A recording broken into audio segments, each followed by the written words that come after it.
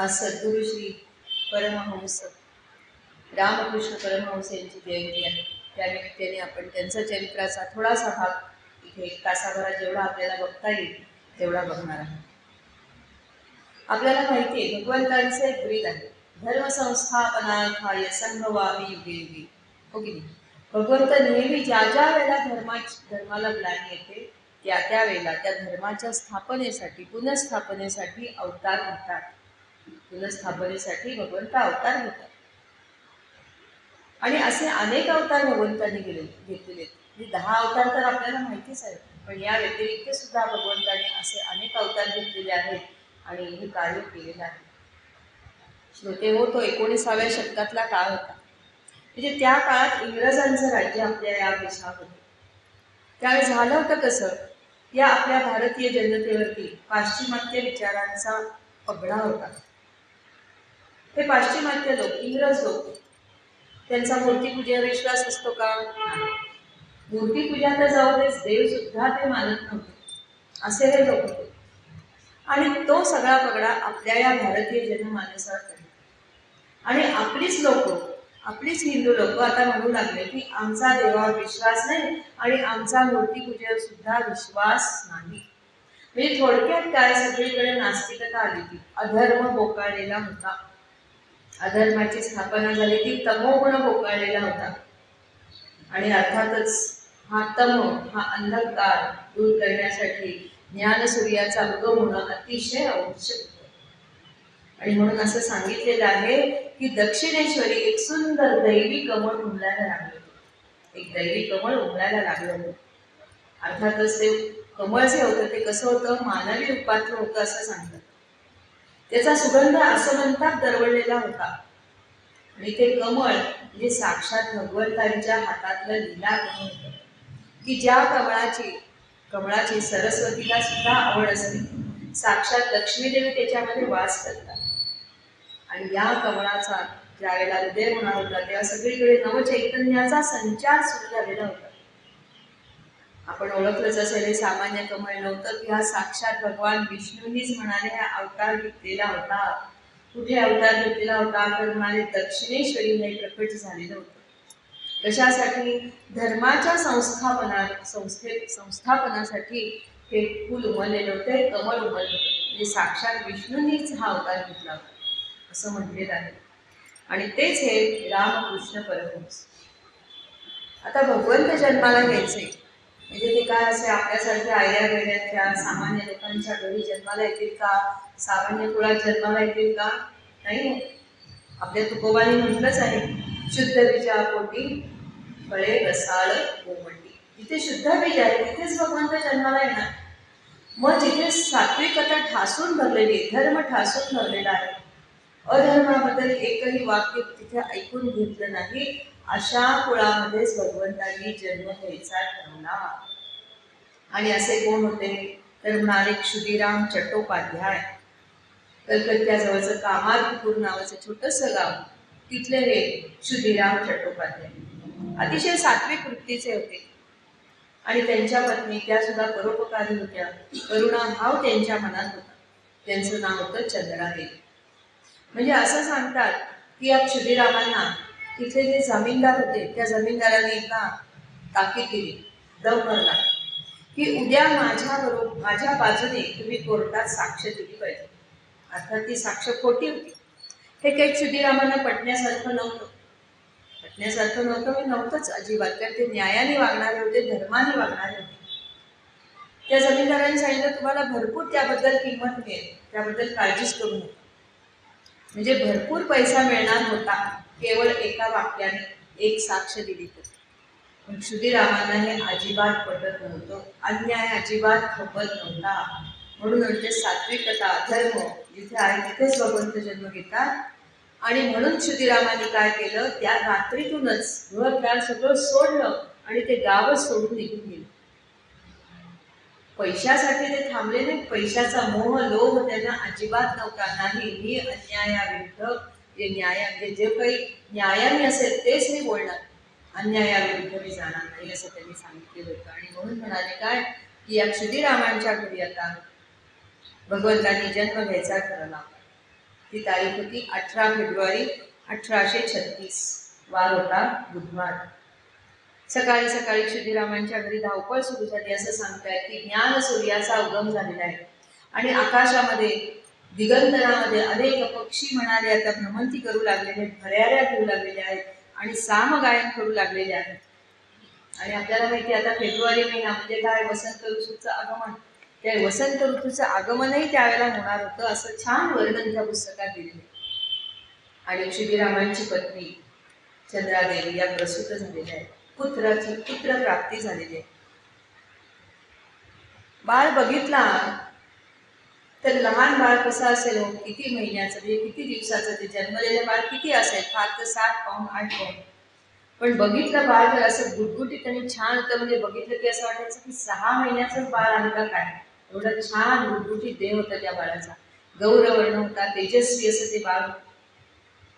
क्षुदिरामांना आठवलं की अरेच्या मला भगवान श्री प्रभूंनी राम प्रभूंनी स्वप्नात येऊन दृष्टांत दिला होता की मी तुझ्या घरी लवकरच जन्म घेणार आहे.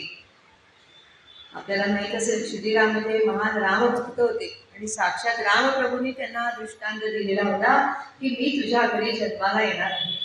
आणि ते क्षुदिरामांना आठवलं आणि लक्षात आलं की साक्षात प्रभू रामचंद्रच विष्णूच माझ्या घरी जन्माला आलेले आहेत. कारण त्या बाळाकडे बघितल्यावरतीच असं वेगळं तेज लक्षात येत होतं. आणि अशा तऱ्हेने हे बाळ आता लहानाचं मोठं होऊ लागलं. क्षुदिरामांनी त्याचं नाव काय ठेवलं तर गदाधर असं ठेवलं. कारण गदाधर विष्णूच्या हातात काय असते, गदा, म्हणून त्यांना असं वाटलं विष्णू झालेले आहेत ना, म्हणून त्यांनी या बाळाचं नाव ठेवलेलं आहे गदाधर. आणि ज्याप्रमाणे गोपाळकृष्णांचं रूप होतं, गोपाळकृष्ण सगळ्यांना आकर्षून घ्यायचे, तसंच हे बाळ सुद्धा म्हणजे गदाधर बाळ सुद्धा सगळ्या आजूबाजूच्या स्त्रियांना मुलांना आपल्याकडे आकर्षित करून घेते. त्या सगळ्या बायका ह्या बाळाजवळच असायच्या आणि या सगळ्या स्त्रिया या बाळाला नाडानी गदाई असं म्हणायच्या. गदाई असं छान नाव, गोंडच नाव त्यांनी ठेवलं. आणि क्षुदिरामांनी या बाळासाठी चांगला मोठा लाकडी पाळणा आणला. 6 महिन्यासारखं ते बाळ दिसत होतं झाल्या झाल्या, चांगला मोठा पाळणा आणला होता. पण हे बाळ लहानाचं मोठं झालं तर या पाळण्यात नाहीच हो, या सगळ्या स्त्रियांच्या हाताच्या पाळण्यावरतीच हे बाळ लहानाचं मोठं होत होतं असं सांगितले. कारण या स्त्रिया खाली ठेवायच्याच नाही, इतकं हे बाळ सुंदर होतं आणि छान सगळ्यांना मोहून टाकायचं. जसं हे बाळ मोठं होऊ लागलं, बोलायला लागलं, बोबडे बोबडे बोल येऊ लागले, त्याची बुद्धी अतिशय विचक्षण होती, तीव्र होती असं सांगतात, मूलगामी होती, अतिशय छान गोड बोलणं होतं. हा गदाई या आपण काय म्हणूया गदाधर हा आता हळूहळू मोठा होऊ लागलेला आहे. 5-6 वर्षाचा झाला तसा हा आता त्याला मुळातच देवाची आवड होती, देवीची भक्ती त्याच्या मनात जास्त होती. घरातल्या देवाजवळ तो सारखा बसायचा, स्तोत्र म्हणायचा, वडिलांनी सगळं शिकवलेलं होतं ते तर त्याचं पाठ झालेलंच होतं. पण मंदिरांमध्ये सुद्धा जायचा आणि त्या मंदिरांमध्ये अनेक पुराणं सांगितली जायची. त्या काळात पुराणं सांगितली जायची, अजूनही आता अलीकडे सुद्धा आपल्या बऱ्याच मंदिरांमधून पुराणं सांगितली जात होती, आताच कमी झालेलं आहे. आणि ही पुराणं तो अगदी मन लावून ऐकायचं, एकाग्र चित्ताने ऐकायचं.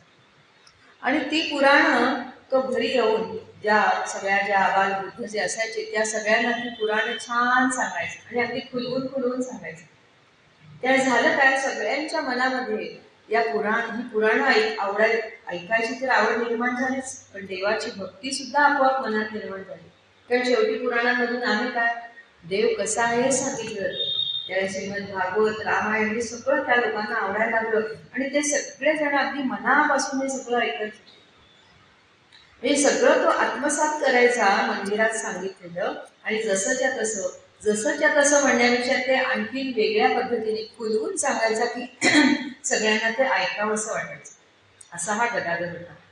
मी त्यांनी असं म्हणते तीच छान रंग वितो आम्हा पुढे असं म्हणते. म्हणजे ते सगळी त्याला आवडच होती. बरेच नकला करायचा, अभिनय करायचा आणि सगळ्यांना तो हसवायचा. त्यावेळी सगळेजण त्याच्याकडे असे आकर्षित होत होते, त्याच्या भोवती सगळे सारखे असायचे. त्याचं रूप जसं सुंदर होतं ना तसं त्याचं बोलणं सुद्धा तितकंच गोड होतं. त्याचा स्वभाव अगदी सरळ होता, निगर्वी होता. त्याच्या मनात कधीही कुणाबद्दल काळं यायचं नाही, द्वेष यायचा नाही, राग यायचा नाही. सगळ्यांशी तो खेळीमेळीने वागायचा. त्याच्याकडे फार सुंदर कला होत्या बरं का. हे पाठांतर वगैरे तर होतच, पण सुंदर मूर्ती तो करायचा. मातीच्या सुंदर मूर्ती घडवायचा. रामाची मूर्ती, कृष्णाची मूर्ती, अशा सुंदर मूर्ती करायच्या. ही कला सुद्धा काय वरूनच यावी लागते हो. मूर्ती घडवायची म्हणजे काही सोपं नाही. आणि एखादा मूर्तिकार सुद्धा ज्यावेळेला मूर्ती घडवायचा ना, त्यावेळेला सुद्धा त्याला तो मदत करायचा की याचा चेहरा कसा असावा, याच्यात कसे भाव असावे, याचा घाट कसा असावा, हे सुद्धा तो आपणच सांगायचा. चित्र उत्तम काढत होता हा गदाधर. उत्तम चित्र काढायचं. म्हणजे चित्रकला चांगली होती, मूर्तिकला चांगली होती, शिल्पकला चांगली होती, पाठांतर चांगलं होतं, वक्तृत्व चांगलं होतं, अमोघ वक्तृत्व होतं, बोलण्याची पद्धत छान होती. हे सगळ्यांना आवडायचं ते. एकदा असं झालं की सगळ्या स्त्रिया चालल्या होत्या देवीच्या मंदिरामध्ये. जाताना सगळ्या त्या स्त्रिया देवीचं भजन गात गात चालल्या होत्या. आणि या भजनामध्ये हा गदाधर सुद्धा इतका रमून गेला की त्याच्या अंगावर देवीचा संचार झाला. अंग असं थरथरून लागलं. म्हणजे तो त्या देवतेशी एकरूप होऊन जायचा, इतका चटकन एकरूप व्हायचा, कारण त्याचं मन अतिशय शुद्ध होतं, स्वच्छ होतं. आणि भक्ती तर होतीच. म्हणजे असं सांगतात की तो नाटकांमधून सुद्धा छान काम करायचं. एकदा म्हणे त्यांनी महादेवाची भूमिका केली. छान भस्म वगैरे विलेपन केलं होतं, असं मृगचर्म बांधलेलं होतं, गळ्यात रुद्राक्षांच्या माळा होता, जटा बांधलेल्या होत्या. आणि असं ते महादेवाचं रूप घेतलं होतं. आणि महादेवाची भूमिका करता करता असं त्याला कैलास पर्वतावर बसले वगैरे अशी काहीतरी भूमिका होती. आणि डोळे मिटता क्षणीच त्याची समाधी लागली, भाव समाधी लागली. म्हणजे ज्या देवतेचा तो अभिनय करायचा, त्याच्याशी तो एकरूप होऊन जायचा, कारण त्याचं मन शुद्ध होतं. असा हा गदाधर होता. घरातल्या देवांची पूजा तर गदाधरच करायचं, त्याला ती आवडच होती. अगदी मनापासून पूजा करायची.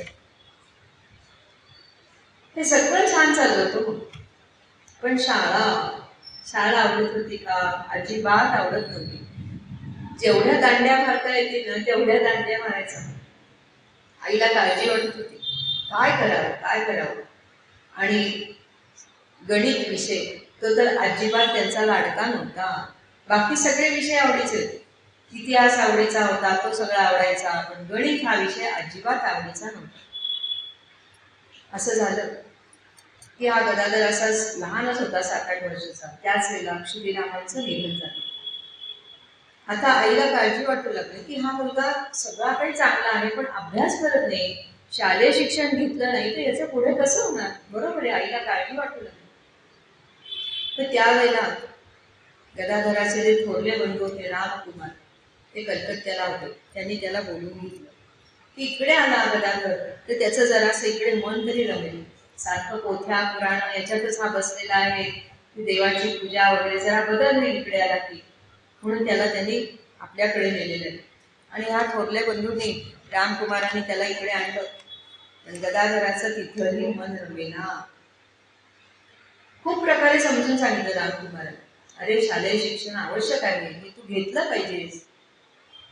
गदाधर म्हणतोय की मला हे सगळं काही पटतं आहे, पण मला ही पुस्तकी विद्या नको आहे. ही पोटभरू विद्या आहे. ती कशासाठी? शेवटी पुढे जाऊन म्हणजे शिक्षण घ्यायचं कशासाठी? पुढे जाऊन काहीतरी नोकरी धंदा करायचा, म्हणजे पोटात पाण्यासाठी काहीतरी पाहिजे, म्हणून हे शिक्षण घ्यायचं. मला ही पोटभरू विद्या नको. मला सगळं माहिती म्हणाली. शालेय शिक्षण घेतलं की काय होतं, आपली भाषा सुधारते, आपलं राहणीमान सुधारतो, सगळं चांगलं होतं. पण म्हणाले ही विद्या मला नको. त्यांनी म्हणाले नावलौकिक प्राप्त होतो, पांडित्य येतं, विद्वत्ता येते, पण त्यात एक दोषही निर्माण होतो. कारण त्या विद्वत्तेचा म्हणाले अभिमान होतो, दुराभिमान होतो, अहंकार होतो, अहंगंड निर्माण होतं. मला हे काही नकोय. मला कीर्ती नको, पैसा नको, काहीही नको. मला एकच विद्या हवी. कुठली? आत्मविद्या. कारण म्हणाले या देहाच्या आतमध्ये आणि देहाच्या पलीकडे असं काहीतरी आहे, जे गूढ आहे, त्याचं ज्ञान मला करून घ्यायचं आहे. म्हणजे मला परमेश्वराला जाणून घ्यायचं आहे, असा हा गदाधर म्हणाला. श्रोतेहो, या संत लोकांना ना लहानपणीच त्यांचं ध्येय काय हे कळलेलं असतं, की जे आपल्याला आयुष्य संपत आलं तरीही कळत नाही, आणि कळलं तरी आपण त्या मार्गाला जात. असे संत म्हणत असतात. म्हटले ना नाथ महाराजांनी, मनुष्य जन्माचे करावे सार्थक, ऐसा दे विवेक पांडुरंग. काय करायचं, मनुष्य जन्माचं सार्थक कसं करावं, हा विवेक पांडुरंगा तू मला दे, असं मागणं नाथ महाराजांनी मागितले. आणि हा विवेक या लोकांकडे मुळातच असतो. गदाधर म्हणायचा, मला ही भाजी भाकरीसाठीची विद्या नको आली, 3.5 हाताचा हा देह, त्याच्या सुखासाठी मला ही विद्या शिकायची नाहीये. मला ते आत्मज्ञान हवं आहे. मी सेवा करीन तर ती कुणाची, माझ्या आत्मारामाची, भगवंतांची मला सेवा करायची आहे, मला बाकी काही करायचं नाही. झालं. रामकुमारांनी बरेच दिवस त्याला आपल्याजवळ ठेवून घेतलं, अनेक प्रकारे समजून सांगितलं, पण गदाधर काही ऐकायला तयार नाही. रामकुमार आता चिंतेत पडले. काय करायचं, इथपर्यंत आणला आहे, हा शाळेत जात नाही, शिकत नाही, याला हे पटत नाही, कशा पद्धतीने पटवावं हे कळेना. खरोखर चिंतेत पडले.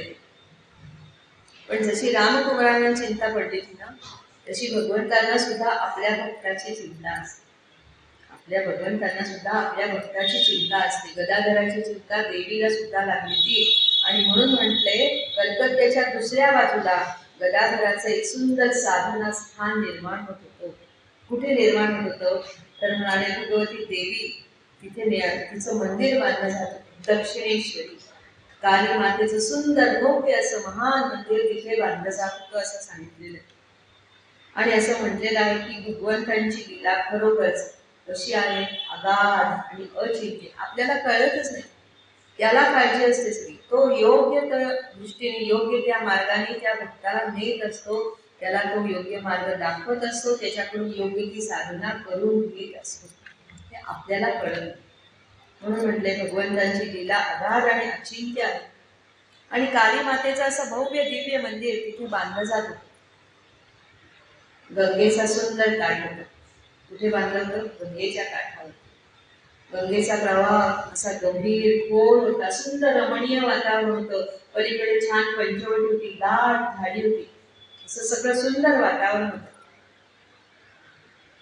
आणि देवी भगवतीची मूर्ती कशी होती? कृष्णवर्णी होती, काळ्या रंगाची होती, चतुर्भुज होती आणि विकट हास्य करणारी अशी ती मूर्ती होती. झालं. आता या मंदिरामध्ये कुणीतरी सेवेला हवं होतं, पुजारी म्हणून. आणि ही गोष्ट रामकुमारांपर्यंत आली. विचारलं गदाधराला, तुझी जायची तयारी आहे का? बघ तिथे हवंय कुणीतरी पुजारी, तुला आवड आहे ना, तुला हेच करायचंय, जातोस का? गदाधर आवडीने होऊन आलेले आहे, आनंदाने लगेच तयार झालेले आहेत आणि तिथपर्यंत जाऊन पोचलेले आहेत. आता काम काय होतं? दररोज देवीच्या मूर्तीची पूजा करायची. हे काम सोपी असते नाही का पूजा? काय आदल्या दिवशीचं सगळं निर्माल्य असेल ते काढायचं, काय वस्त्र असते ती बाजूला काढून ठेवायची, अलंकार काढून ठेवायचे, पाण्याने स्नान घालायचं, फार तर पंचामृताने घालायचं. किती वेळ लागणार? 10 मिनिटं, 15 मिनिटं, फार तर अर्धा तास. परत सगळे अलंकार घालायचे, फुलं घालायची, गंध लावायचं, हळद कुंकू लावायचं, एवढंच काम. पण एवढंच काम करत होता का गदाधर? अहो, एकीकडे भजनं म्हणायचा, देवीची स्तुती करायचा. म्हणजे 1 तासाचं जे काम होतं ते जवळजवळ त्याचं 4-4 तास, 5-5 तास चालायचं. इतका वेळ ती पूजा चालायची, तो इतका रमून जायचा. पगार मिळतो म्हणून त्यांनी काही पूजा घेतली का, सेवा घेतली का? नाही. त्याच्या मनासारखं झालं होतं की मला देवीची सेवा करायची, भगवंतांची सेवा करायची, मी पगारासाठी करतच नाही. त्यामुळे देवीचं मंदिर स्वच्छ करणं हे सुद्धा काम तो करत होता. नुसतं देवीचं मंदिर स्वच्छ करत नव्हता, तर आजूबाजूचं सुद्धा सगळं स्वच्छ करायचं. आणि भजन अगदी छान मनापासून म्हणायचा, रंगून जायचा, तल्लीन होऊन जायचा. ते त्याच्या चेहऱ्यावरती त्यावेळेला एक वेगळेच भाव असायचे. म्हणजे ज्या राणी रासमणीने हे मंदिर बांधलं होतं, ती राणी बरेच वेळा तिथे मंदिरात येऊन बसायची आणि तिला असं वाटायचं, काय सुंदर सेवेकरी, काय सुंदर चांगला पुजारी आपल्याला मिळालेला आहे. काय म्हणाले, भान हरपून म्हणाले हा पूजा करतो. म्हणजे त्याची पूजा सुद्धा बघण्यासारखी असायची. हे तिला असं वाटायचं की कुणीतरी ब्रह्मण्य देवच बसलेले आहे काय, असं वाटायचं. इतके गदाधर असे त्यांच्यामध्ये रमून जायचे. असाच त्यांचा काळ चाललेला.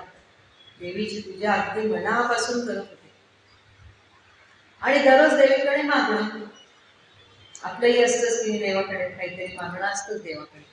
मला हे पाहिजे, मला ते पाहिजे, मुलगा 12वीला आहे त्याला मार्क चांगले मिळू देत, माझं शिक्षण त्याचं शिक्षण चांगलं होऊ देत, माझा पाय दुखतोय तो बरा होऊ दे, आणि काय प्रमोशन मिळू दे. तसे गदाधराची सुद्धा मागणी होती, पण लौकिक विषयांसाठी होती का? नाही. देवी मला तुझं दर्शन हवं, बस. यापेक्षा दुसरं काही मागत नव्हतं गदाधर. काय म्हणायचा? देवी मला तुझं दर्शन हवं. पण दर्शन काही होत नव्हतं. हर तऱ्हेने प्रयत्न करायचे, वेगवेगळ्या पद्धतीने आळवायचा गदाधर, स्तुती करायचा, पण काही देवी दर्शन देत नव्हती. दर्शनाची आस तर लागलेली होती. अनन्य भावाने शरण केलेला होता. देवी तू सगळ्यांना दर्शन दिलंस ग, मला का नाही देत? मला का नाही देत? माझं काही चुकतं का? माझ्या भक्तीत मी कुठे कमी पडतो का? मला कळत नाही का देवी मी तुझी भक्ती कशी करावी? मी अज्ञानी बालक आहे, तू शिकव मला, तू शिकव, पण मला तुझं दर्शन हवे, मी काय करावं हे तू मला सांग, असं गदाधर म्हणायचं. आणि खरोखरच ज्या वेळेला अशी पूर्ण शरणागती असते आणि अंतःकरणापासूनची जी भावना असते ना, ती देवापर्यंत पोहोचते. आपल्याला वाटतं की ती दगडी मूर्ती आहे, पण गदाधराला त्यात साक्षात देवीच दिसत, आणि देवी सुद्धा त्यात होतीच. आणि ती देवी गदाधराला आतून प्रेरणा मिळू लागली, अंतःप्रेरणा त्याला मिळू लागली, मार्गदर्शन त्याला मिळू लागलं की तू आता कशा पद्धतीने साधना केली पाहिजेस. तुला माझं दर्शन हवंय ना, त्यासाठी तुला माझं दर्शन हवंय ना, त्यासाठी तू काय केलं पाहिजेस, अशी अंतःप्रेरणा त्याला होऊ लागलेली की तू आता मन आणि बुद्धी माझ्या चरणी पूर्णपणे अनन्य भावाने ठेवली पाहिजेस, ध्यानधारणा केली पाहिजेस. अशा तऱ्हेने त्याला आता लक्षात यायला लागलं की मी काय केलं पाहिजे. नुसती भजनं म्हणून काही होणार नाही, मग ती ध्यानधारणा करायला पाहिजे, एकांतात जायला पाहिजे. मग आता एकांत कुठे मिळणार? कारण मंदिरात सारखी लोकांची ये जा चालू असायची, एकांत असं मिळायचा नाही. मग आता गदाधराने एक छान जागा शोधली. कुठली जागा शोधली? तर त्या मंदिराच्या पाठीमागच्या बाजूला जी पंचवटी होती, म्हणजे दाट अरण्यच होतं, भरपूर झाडं होती, त्यात फळाफुलांची झाडं होतीच, पण तिथे हिंस्र प्राणी सुद्धा होते असं सांगतात. तिथे जाऊन आता ध्यानधारणा करायची असं गदाधराने ठरवलं. कारण एकांताशिवाय काही खरं नाही. आणि मग तिथे आता जाऊन गदाधर जाऊन बसायला लागले. दिवसा पण बसायचे, रात्री अपरात्री पहाटे उठून पण जायचे. झालं होतं असं की गदाधराचा जो भाचा होता, तो भाचा पण त्यांच्याबरोबर होता, आणि त्याचं नाव होतं रुधिराम. त्याचं नाव होतं रुधिराम. तो भाचा त्याच्या लक्षात आलं, एकतर त्यांची साधना बरेच दिवस चालू होती, महिना 2 महिने चालू होती ध्यानधारणा. एक दिवस रुधिरामच्या लक्षात आलं की आपले मामा रात्री अपरात्री उठतात, अंतरुणात नसतात. जाग आली एकदा त्याला, त्यावेळेला लक्षात आलं कुठे गेले असतील, बराच वेळ झाले आले नाही. तो कुठे गेले असतील? एवढ्या रात्रीचे एक दिवस झाला, दुसऱ्या दिवशी तेच झालं, तिसऱ्या दिवशी तेच झालं. अरेच्या मामा दररोज जातो कुठे आल्या अपरात्री? शंका आली. आता पाठलाग करायचं ठरवलं. मग एक दिवस रुधिरामने पाठलाग केला आपल्या मामाच्या, जागाच राहिला, तो झोपलाच नाही. आणि मामा उठले, म्हणजे गदाधर उठले आणि त्या मागच्या पंचवटीमध्ये जाऊ लागले. रुधिराम सुद्धा त्यांच्या मागे मागे जाऊ लागला. बघते तर काय, आपला मामा त्या जंगलात जाते. अरे बापरे, या जंगलात मामाला भीती नाही वाटत म्हणाले. तिथे हिंस्र प्राणी आहेत, भूतप्रेत सुद्धा आहेत असं मी ऐकलं. तिथे दिवसा सुद्धा जायला लोक घाबरतात, आणि हा अपराधी जातात, काय आहे तिथे? पण रुधिराम मात्र लगेच जंगलात गेला आणि घाबरला. मामा आत गेले. बराच वेळ झाला, गदाधर काही बाहेर आले नाही. मग थोड्या वेळाने रुधिराम पण आत शिरला. कुठे गेला असेल मामा, काय झालं असेल मामाचं, म्हणून आत शिरला. तर बराच आत आत आत आत तो गेला. अगदी अंधार होता, सगळी झाडे झुडपं बसली होती. तिथं एका झाडाखाली गदाधर ध्यान लावून बसलेले होते. डोळे मिटलेले होते, शांत चेहरा होता, निर्विकार चेहरा होता, तेजस्वी चेहरा दिसत होता. रुधिरामच्या लक्षात आलं मामाने ध्यान लावलेलं आहे. पण म्हणाले, अंगावरचं वस्त्र कशाला काढून ठेवले? अंगावरचं वस्त्र जे धोतर होतं ते काढून ठेवलं बाजूला. एवढंच नाही तर अंगावरचं खांद्यावरचे जे घातलेलं होतं जानवं, ते जानवं सुद्धा काढून ठेवले. असं का बरं केले मामाने? बराच वेळाने गदाधर समाधीतून जागी झाले. त्यावेळेला श्रीराम पुढे गेला, मामा किती छान जायला लागलं होतं रे तुझं, काही तुला कळत नव्हतं. पण मामा मला एक सांग, हे वस्त्र का बाजूला काढून ठेवलंस? वस्त्र काढून ठेवलंस आणि हे जांभूळ सुद्धा बाजूला काढून ठेवलंस, याचं कारण काय म्हणाले? त्यावेळेला गदाधर काय उत्तर देतात, ते म्हणतात की माझ्या गळ्यात जाणवं आहे, म्हणजे मी ब्राह्मण आहे, श्रेष्ठ जातीतला आहे, हा सुद्धा भ्रम किंवा हा सुद्धा एवढासा सुद्धा अहंकार माझ्या मनात येता कामा नये. म्हणून म्हणाले मी ते जाणव्याचा सुद्धा त्याग करते आणि वस्त्राचाही करते. मी नाही की माझं काही नाहीच, म्हणजे कशात गुंतून पडायचं नाही, एकेका गोष्टीचा त्याग करता आला पाहिजे, यासाठी मी हे करते. कारण म्हणाले हे 8 पाश आहेत ना, 8 प्रकारचे, या 8 पाशांमध्ये मनुष्य बांधला जातो, या मायेत अडकतो आणि मग त्याला ध्यान धरणं जमत नाही, त्याच्या मनाची शुद्धी होत नाही. इथे गाणं आहे, गाणं म्हटलं तर चालेल ना? मगाशी मी विचारलं सुरेखाताईंना, चालेल म्हणाले. गदाधर असं म्हणतायत की मनाची शुद्धी करायची असेल आणि त्या जगत जननीची भक्ती करायची असेल तर म्हणाले या 8 पाशांपासून आपण मुक्त झालं पाहिजे. कुठले 8 पाश आहेत?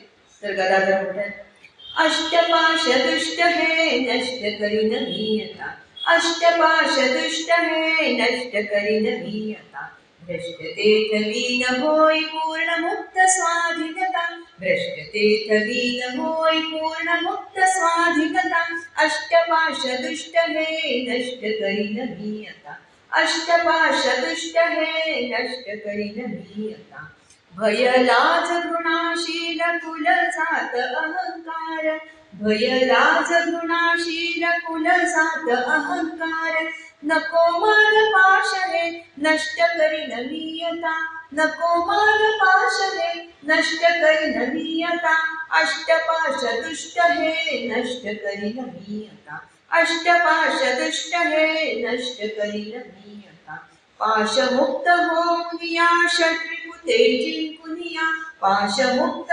होऊनिया षड्रिपुते जिंकुनिया, शुद्ध मने पूजुनिया तुष्ट करीन देवता, शुद्ध मने पूजुनिया तुष्ट करीन देवता, अष्टपाश दुष्ट हे नष्ट करीन मी आता, अष्टपाश दुष्ट हे नष्ट करीन मी आता, नाम ध्यान साधने जगत जननी अलवली, नाम ध्यान साधने जगत जननी अलवली, नितवसेल दीपनी इष्ट योग लाभता, नितवसेल दीपनी इष्ट योग लाभता, अष्टपाश दुष्ट हे नष्ट करीन मी आता, अष्टपाश दुष्ट हे नष्ट करीन मी आता, अष्टपाश दुष्ट हे, अष्टपाश दुष्ट हे, अष्टपाश दुष्ट हे नष्ट करीन मी आता.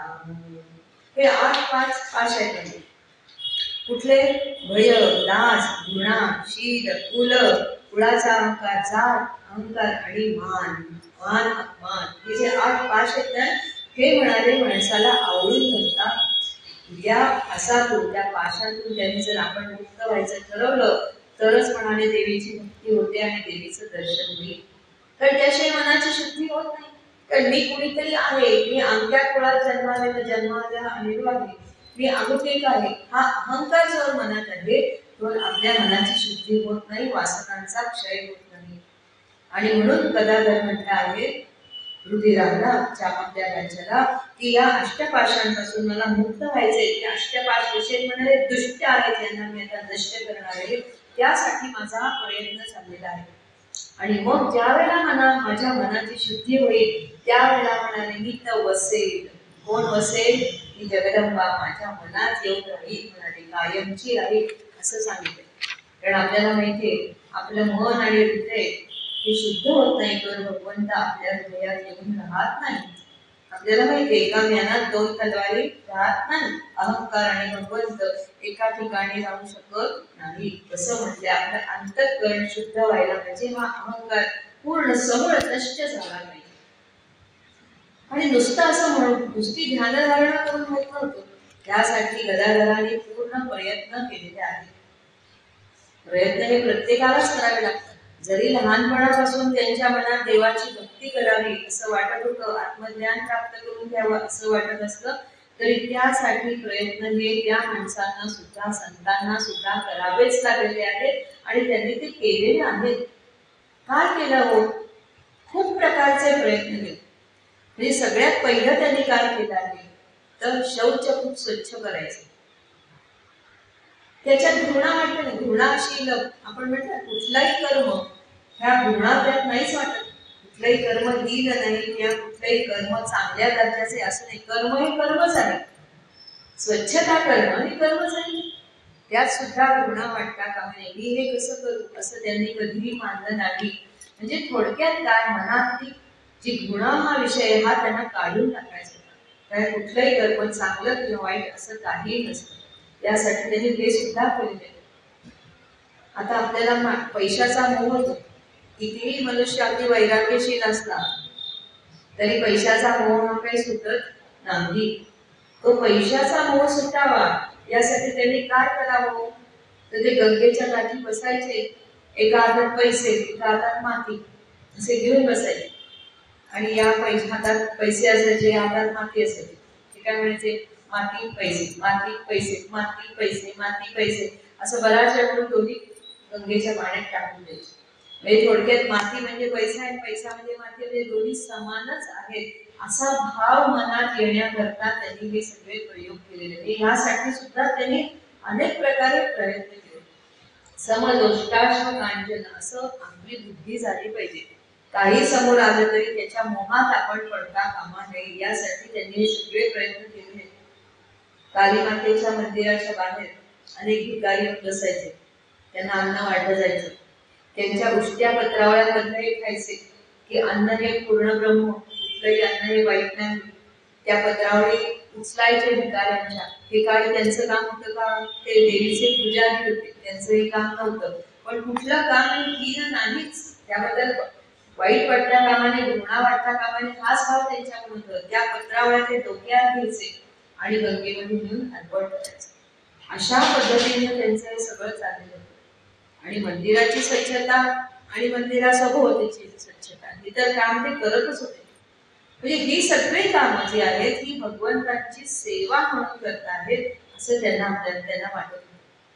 अशा तऱ्हेने त्यांनी हे सगळे प्रयत्न केलेले आहेत की मनामधली जी अशुद्धी आहे, जे अज्ञान आहे, ते दूर होण्यासाठी त्यांनी खूप प्रकारचे प्रयत्न केले. आणि अशा तऱ्हेने देवी माता त्यांना अंतःप्रेरणा देत होती, स्फुरण देत होती की तू हे कर, ते कर. अशा पद्धतीने त्यांचे प्रयत्न चालू होते. आणि आता पूजेचा काळ तर काय दिवसेंदिवस वाढतच चाललेला होता. पूजेचा काळ सुद्धा दिवसेंदिवस वाढतच चाललेला होता. देवीची आळवणी चालू होती. अजूनही देवी दर्शन देत नव्हती. अजूनही देवी दर्शन देत नव्हती. देवीला आळवणी करतायत, हे शारदे, हे मंगले, तुला मी नमन करतो, मी तुला अनन्य भावाने शरण आलो आहे. कारण का म्हणाले, तू सर्व कर्म निष्पन्न करणारे, सगळ्या कर्मांचं फळ देणारे तूच आहेस. शेवटी ती आदिम शक्ती भगवती माता तीच आपल्या कर्मांचं फळ देणारी आहे, लक्षात ठेवा. आणि म्हणून मी तुला शरण आले. कशी आहेस तू म्हणाले, स्मरहारिणी, तू जगन्मोहिनी, संपूर्ण जगाला तू मोहित करणारी आहेस. तू योग देणारी आहेस आणि भोगही देणारी आहेस. म्हणजे आपले भोग जे आपल्याला जे काही विषय हवे असतात, लौकिक जगातली जी श्रीमंती हवी असते ती सुद्धा आपल्याला हवी असते, ती देणारी सुद्धा देवी माताच आहे. आणि योग देणारी आणि मोक्ष देणारी सुद्धा तूच आहेस असं सांगितलं. तू संपूर्ण जगाची जननी आहेस, तू जय देणारी आहेस. अशा प्रकारे अनेक प्रकारे स्तुती केलेली आहे. रात्रंदिवस ही आळवणी त्यांची चालू होती. पण अजून देवी माता दर्शन देत नव्हती. देवी माता दर्शन देत होती. देवी सुद्धा परीक्षा घेत असते. कसं असतं, आपलं जे प्रारब्ध असतं ना पूर्वीचं, ते संपल्याशिवाय देवीचं किंवा देवाचं दर्शन होत नाही. ते अजून त्यांचं शिल्लक होतं. यासाठी अजून उपासना होणं आवश्यक होतं. आणि अशा तऱ्हेने त्यांची आळवणी चालू आहे, उपासना चालू आहे, भजन चालू आहे, स्तुती चालू आहे, ध्यान धारणा चालू आहे. तरी सुद्धा देवी दर्शन देत नाही. एक दिवस मात्र गदा कंटाळलेले आहेत. माते, तू मला दर्शन देत नाहीस, तू सगळ्यांना दर्शन दिलंस आतापर्यंत, पण मला दर्शन देत नाहीस. आता जर का तू मला दर्शन दिलं नाहीस तर म्हणाले, मी माझे प्राण तुझ्या चरणी अर्पण करेन. आणि त्याच क्षणी त्यांना देवीच्या हातामध्ये खड्ग दिसलेला आहे, ते खड्गच त्याने घेतलेलं आहे किंवा तलवार घेतली, कुणी सांगतं काही असेल, ते शस्त्र हाती घेतलेलं आहे आणि देवीच्या पुढे आता मान ठेवणार आणि मानेवरती ते तलवार चालवणार. एवढ्यात त्यांच्या समोर खूप मोठ्या प्रकाशाचा सागरच्या सागर त्यांना दिसला असं वर्णन आहे. त्या सागरात सगळ्या तेजाच्या लाटा होत्या, सागरात तेजाच्या लाटा होत्या. जसे समुद्रात पाण्याच्या लाटा असतात ना, तसा तो प्रकाशाचा सागर होता. एवढा प्रकाश होता की डोळे देखून जातील आणि त्या सगळ्या तेजाच्या नळी होत्या असं म्हणतात. आणि म्हणून म्हणते जगदंबा अशी तिथे दिसलेले, दिव्य रूप असं तिचं दिसलेले, भवतारिणी जगन्मोहिनी साक्षात आई प्रेमदायिनी विश्वरूप नटली असं दर्शन मातेने दिलेले आहे. आणि गदाधरांना तिथल्या तिथे देवीचं दर्शन झाल्यावर ती मूर्छा आलेली आहे, पण ते दर्शन सुद्धा इतकं भव्य दिव्य आणि तेजस्वी होतं की ते सुद्धा आपल्याला सहन होत नाही. बराच वेळ ते असे मूर्छेत होते, शुद्ध त्यांची हरपून गेलेली. बराच वेळाने त्यांची पुन्हा ते शुद्ध झालेले आणि लक्षात आलं देवी मातेनं मला अखेर दर्शन दिलेलं आहे, म्हणजे माझी साधना कुठेतरी पूर्णत्वाला गेली. कारण त्यांनी म्हटलंच होतं देवीला, माझं जे साधन फल आहे तेही तुला अर्पण करतो, जे जे काही मला पत्ता दिले, जे काही पुण्य मला प्राप्त झाले ते सगळं मी तुझ्या चरणी अर्पण करतो. आणि अशा तऱ्हेने देवीने दर्शन दिले. आता काय आनंदच आनंद. आता गदाधराला काही सामान्य जीवन राहिलं होतं का? आधीच त्यांचं खाण्यापिण्याकडे लक्ष नव्हतं, आता तर काहीच नाही. लहान भूक हरपलेली होती, कारण देवी 24 तास त्यांच्या जवळ होती. देवीशिवाय दुसरा विषयच नव्हता. देवीशिवाय दुसरा विषयच नव्हता. ते एकरूप होऊन गेले. देवीला नैवेद्य आणला दाखवायला, की देवीला नैवेद्य तिच्या तोंडापाशी द्यायचा, तो आपल्याच तोंडापाशी. कारण का ती आणि मी एकरूपच आहे, त्यांना भानच व्हायचं नाही मी वेगळा आहे असं त्यांना कधी वाटलंच नाही. मी एकरूप होऊन गेले देवीशी. ते खाण्यापिण्याची त्यांना कशाची काळजी नव्हती, पण त्यांचा देह नीट व्हावा म्हणून शेवटी देवीने सुद्धा त्यांच्यासाठी व्यवस्था ठेवली. कोणाची? तो रुधिराम खालसा होता ना, तो त्यांना फिरवायचा, हो मामाची सेवा करायची. कारण देह तर राहायला पाहिजे, देह राहणं आवश्यक आहे, देह भरण्यासाठी काहीतरी पाहिजे, म्हणून हा मामाची छान सेवा करायची. अशा तऱ्हेने देवी माता दररोज दर्शन द्यायची. त्यामुळे आता गदाधराला खूप आनंद झालेला होता. गदाधराशी देवी बोलायची, हितगुज करायची, संवाद साधायची, घास भरवायची. देवी सुद्धा घास भरवायची. खूप खूप छान वर्णन केले. एकदा असं मांजर आलं, देवीला त्याच्या त्या मांजराला दिलं, म्हणजे सर्वानुभूती परमेश्वर हेच त्यांना आता दिसायला, ही अनुभूती त्यांना आता आली होती. एक दिवस असं झालं की पुन्हा देवी मातेचं दर्शन दिलंच. देवी माता सुद्धा परीक्षा बघते. कुठेतरी असं मनात आलं असेल एखाद्यास, माहिती नाही, मला दररोज देवी दर्शन देते. लगेच देवीने त्या दिवशी दर्शन दिलं नाही. पुन्हा गदाधराची आळवणी सुरू झाली, देवी माते मला तू आज दर्शन दिलं नाहीस, काय करू मी, मला दर्शन दे. गदाधर म्हणताय, ही जी दगडी मूर्ती आहे, ही दगडी मूर्ती नाही, तू साक्षात आई आहेस. कधीच गदाधराला असं वाटलं नाही की दगडी मूर्ती, तू साक्षात आईच आहेस या दिवशी, मला माहितीये, पण तू मला दर्शन दे. 2-3 दिवस दर्शन दिलं नाही. आणि गदाधराने खूप आळवणी केली, किती अंत पाहते आहेस माते तू माझा, तू मला दर्शन दे. आणि मग देवी मातेने दर्शन दिले. अशा तऱ्हेने गदाधरांची देवी मूर्ती आता फलद्रूप झाली. ती काली माता दररोज दर्शन देत होती, त्यांच्या जवळच राहत होती असं सांगितलं. हे सतत भगवंतांचं देवीचं सतत भजन करायचे. विश्वव्यापिके विश्वपोषके विश्वनाथ माये, विश्वी मजन्यावया ठाऊनी शीघ्र आज ये. तू माझी आदिशक्ती, तू अंबाबाई, तूच प्रेम पाना देसी भक्तजनाई. विश्वव्यापिके विश्वपोषके विश्वनाथ माये, विश्वी मजन्यावया ठाऊनी शीघ्र आज ये. असं सारखं भजन करायचं. त्यांना माहित होते जगदंबा माता म्हणजे कोण आहे, तिने संपूर्ण विश्वाला व्यापलेले. आपल्या सगळ्यांना जी शक्ती देणारी आहे ती हीच माता आहे. आपल्यात ती शक्ती आहे म्हणून हा हात वर जातो, इथे बोललं जाते, की मुखामध्ये वाचेला जी शक्ती दिली जाते ती या आदिमातेचीच आहे. ही आदिमाता सगळं काही करून घेते आहे असं त्यांना माहिती. अशा तऱ्हेने त्यांची छान प्रगती झालेली होती, अनुभूती आली होती, ज्ञान झालं होतं. पण तरी सुद्धा अजून वेदांत साधना आणि तंत्र साधना या गोष्टी सुद्धा शिकाव्यात असं गदाधरांना वाटत होतं. म्हणून दररोज देवीची मातेची आराधना करायची की मला तंत्र साधना शिकायची ग माते, काय करू, मला कोणीतरी गुरु पाहिजे. आणि कसं असतं, सत्य संकल्पाचा दाता नारायण. देवीलाही माहिती होतं आपल्या भक्ताची ती मनोकामना पूर्ण करते. आणि म्हणून सांगितलेले की भैरवी ब्राह्मणी नावाची एक मोठी विदुषी अतिशय मोठी संत होती, ती गदाधरांना भेटलेली आहे आणि तिने गदाधरांना तंत्र साधना शिकवलेली आहे.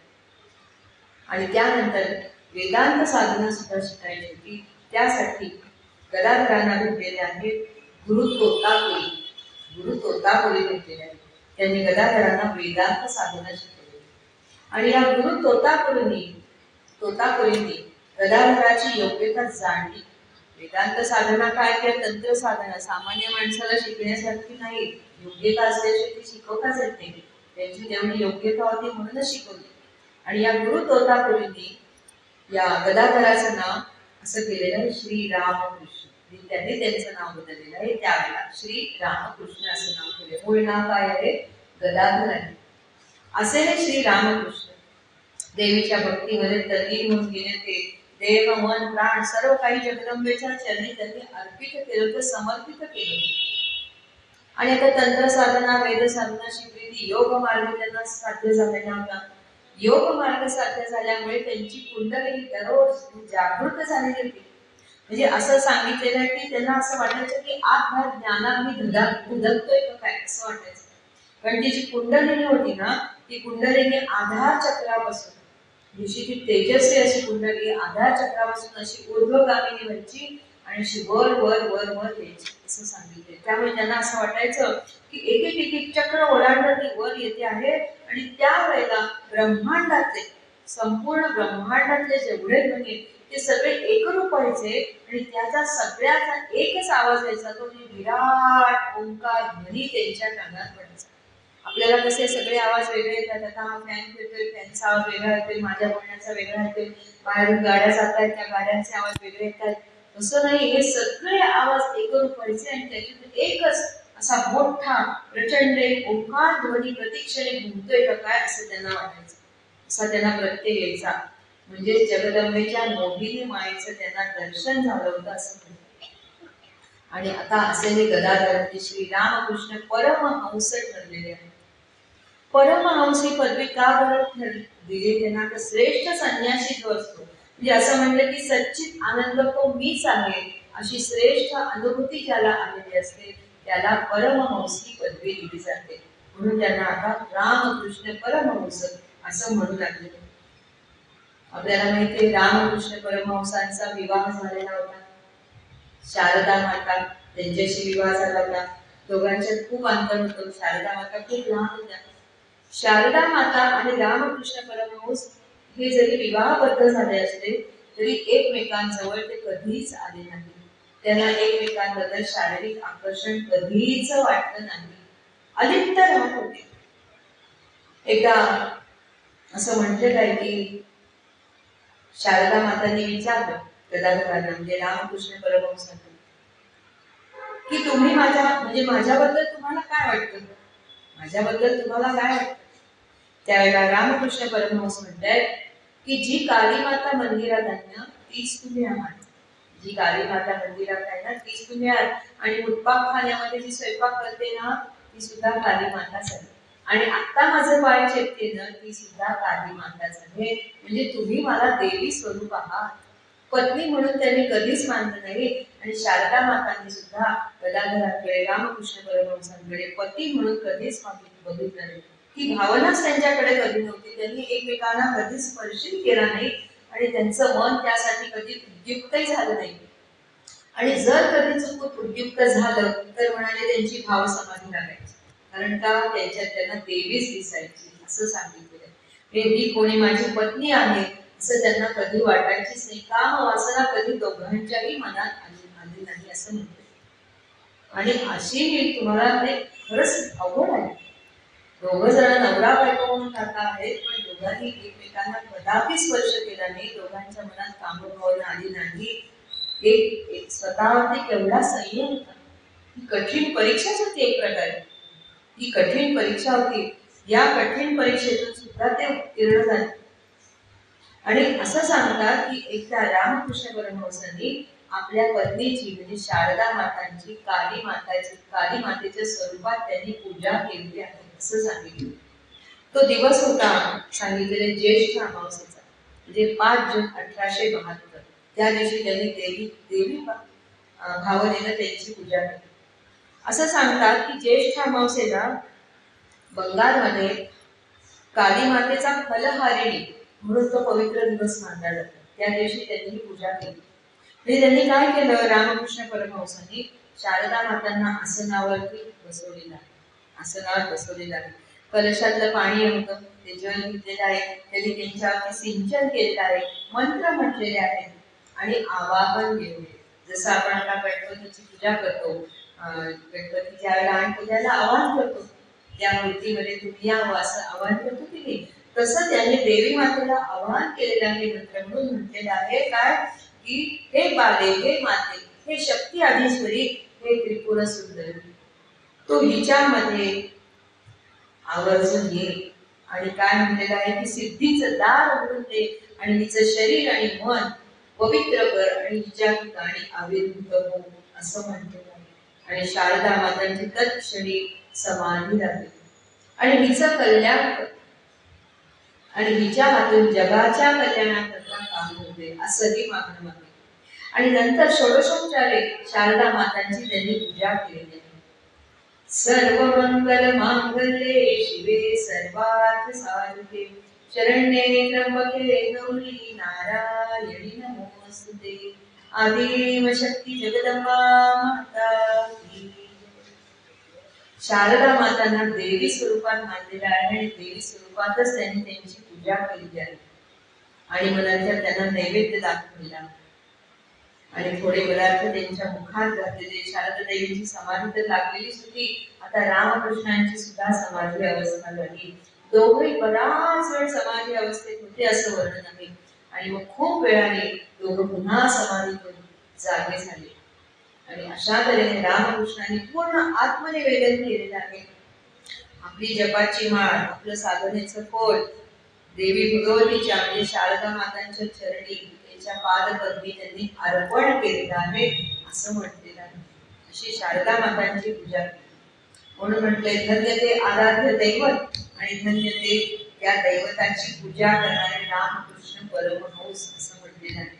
जगदंबेची पूजा केली आणि म्हणून म्हटलेलं की अलौकिक त्यांची जी साधना होती सगळी ती 11 साधना केली, त्याची त्यांनी इतिश्री केली आणि देव मानवत्व सर्व प्रकारे पूर्णत्व पावलं.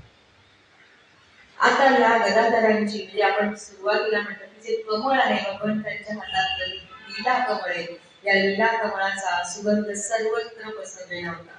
खूप लोक त्यांच्या दर्शनाला येऊ लागले, त्यांची कीर्ती सगळीकडे झालेली. अनेक शिष्य त्यांचे झालेले होते आणि त्या शिष्यांना ते उत्तम मार्गदर्शन करायचे. त्यांची कीर्ती दूरवर पोहोचली होती.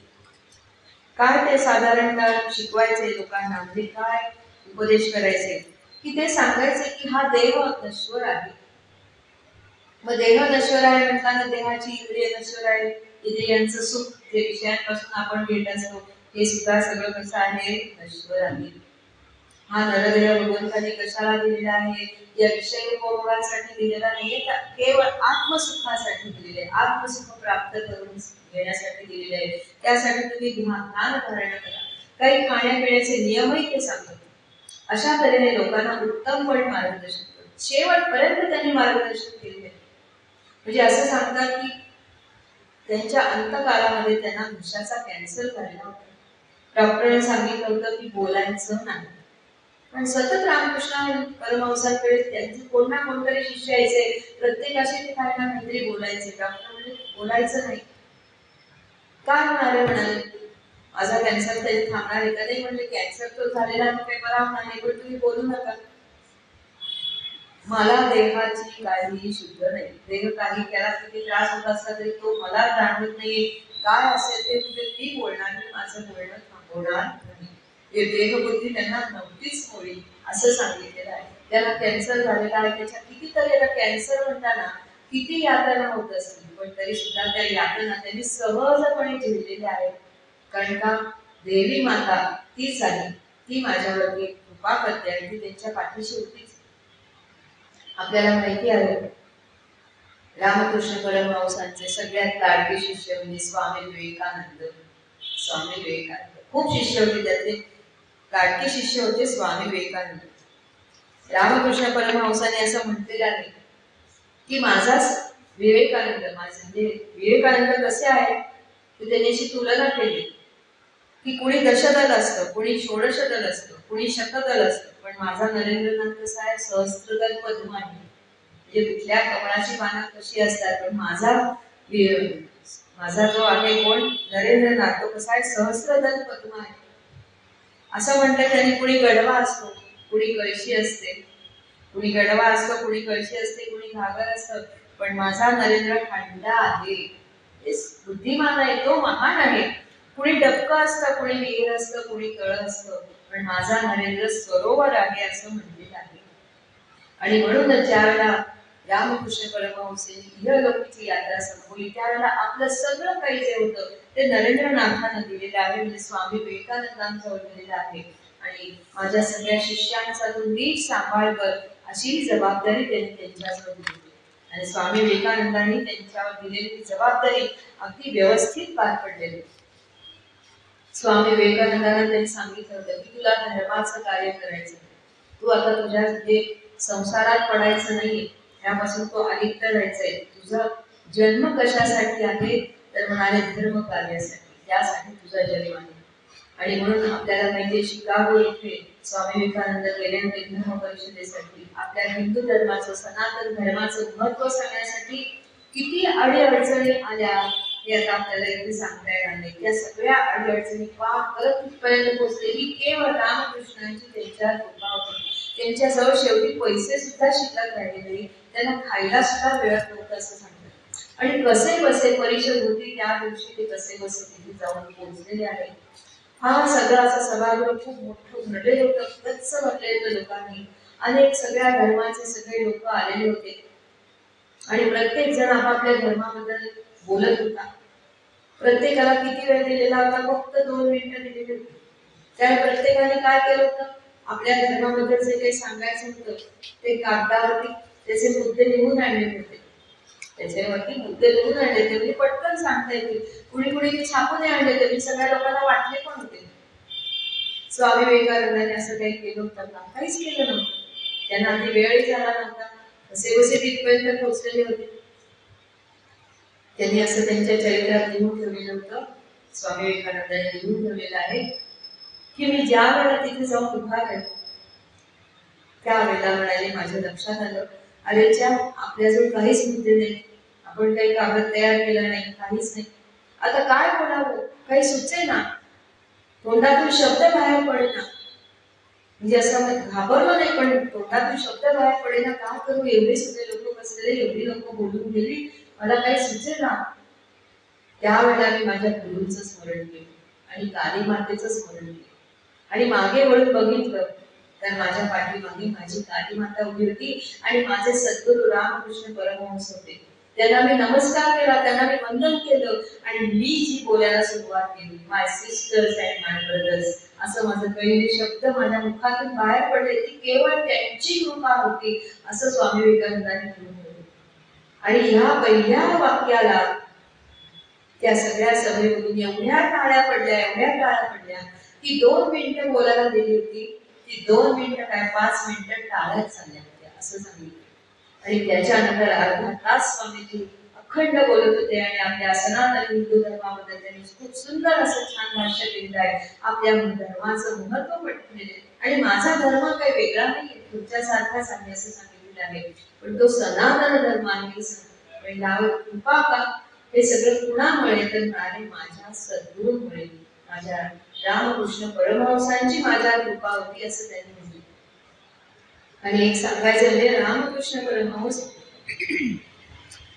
यांनी सगळ्या धर्मांचा व्यवस्थित अभ्यास केलेला होता. म्हणजे असं सांगतात की त्या त्या धर्मात जाऊन त्या पद्धतीने त्यांनी आचरण केलेलं होतं काही महिने. म्हणजे आता मुस्लिम धर्माचा अभ्यास करायचा आहे तर मुस्लिम धर्म स्वीकारण्यासारखे ते त्यात राहत होते आणि त्या धर्माचा त्यांनी पूर्ण अभ्यास केलेला होता. असा सगळ्या धर्मांचा अभ्यास त्यांनी केला आणि शेवटी त्यांनी एकच त्यातून निष्कर्ष काढलेला आहे, तो म्हणजे काय, की सगळ्या धर्मांचं तत्व एकच आहे. कुठलाही धर्म कमी नाही आणि जास्त नाही. म्हणून त्यांनी सांगितले कुठल्याही धर्माला, कुठल्याही पंथाला तुम्ही कमी लेखू नका. सगळे धर्म समान आहेत. एकच तत्व सांगतात, ते म्हणजे काय, तो ईश्वर आहे. त्या ईश्वराची सत्ता या संपूर्ण जगावर चालते आणि आपण फक्त त्याच्या हातातलं मुलं आहोत. आपण त्याला अनन्य भावाने शरण जावं. हेच तत्व सगळ्या धर्मांनी सांगितलेलं आहे. हेच आपल्या रामकृष्ण परमहंसांनी आपल्याला सांगितले. म्हणून त्यांनी सांगितले की कुठल्या धर्माचा कधी तुम्ही अनादर करू नका. आणि भगवान गोपाल कृष्णांची सुद्धा त्यांनी मधुरा भावे भक्ती केली होती असं सांगतात. म्हणजे ज्याप्रमाणे माणिक प्रभूंनी केली होती किंवा अंध जे आपले भक्त होऊन गेले महान भक्त गुलाबराव, त्यांनी सुद्धा अशी भक्ती केलेली होती.